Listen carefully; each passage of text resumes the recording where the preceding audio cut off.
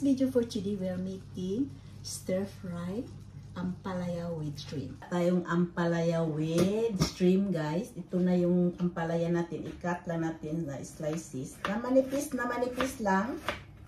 Nipis na manipis. Yan, ganyan lang ang pagka-cut natin sa ampalaya natin.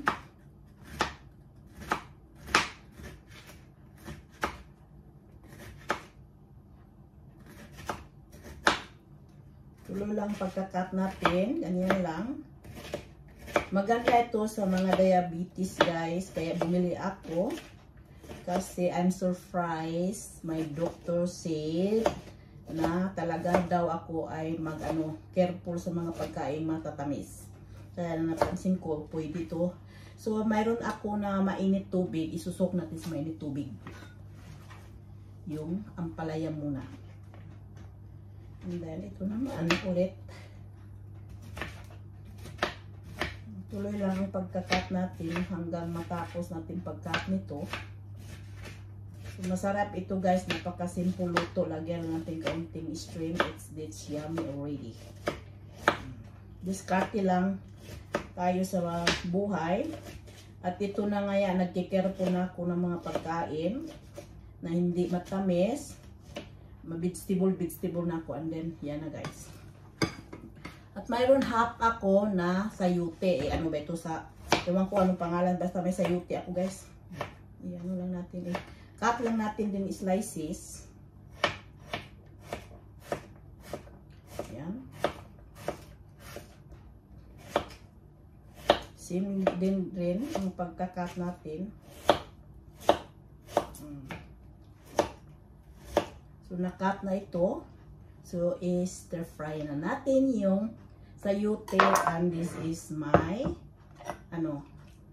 ampalaya cold sweet bitter. Yung mag-fry sa ating, guys, ampalaya. Ang una natin gawin, i-fry muna natin yung shrimp. Dahil, hindi kailangan ito lutuin matagal. Yan.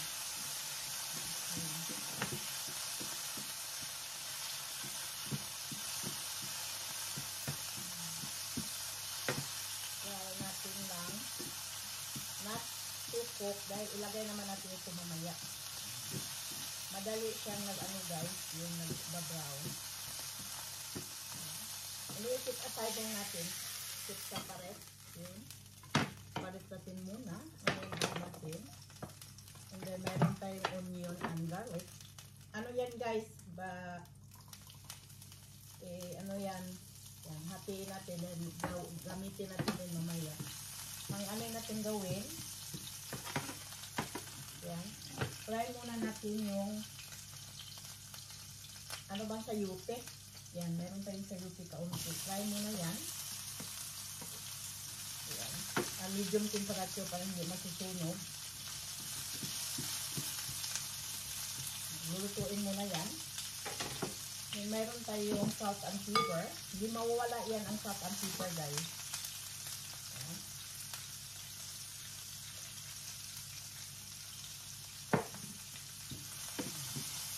Tuloy lang. And then yung ampalaya, sweet bitter, guys. Fry lang natin ito hanggang maluluto.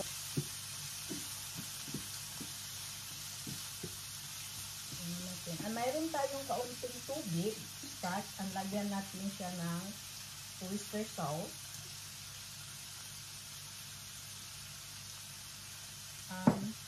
Sesame oil.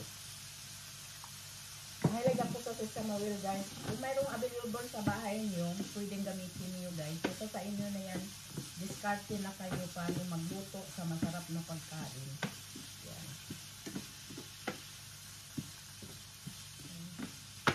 Okay na siya yan. And then, palambutin muna natin yan. Mayroon natin nakahalo na, ihalo lang natin ito.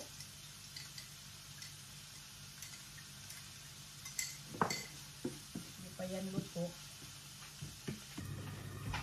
So, lumambot na siya. Mag-add lang tayong yung tubig na lagyan kong cornstarch and then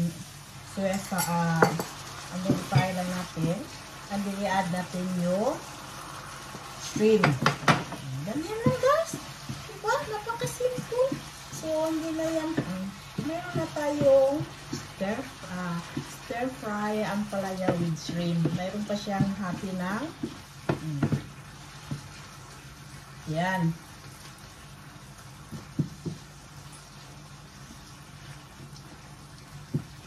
That is why stir fry ang palaya. It's yummy. Mag-sprinkle na tayo mamaya ng bell pepper. So that is done. Paki-subscribe and like and share. Thank you for watching. So this fry also ang palaya with shrimp. Mag-sprinkle din tayo ng paprika to make it extra yummy. And this stir fry ang palaya with shrimp, of course, with the paprika on the top to make it extra beautiful. And let's eat.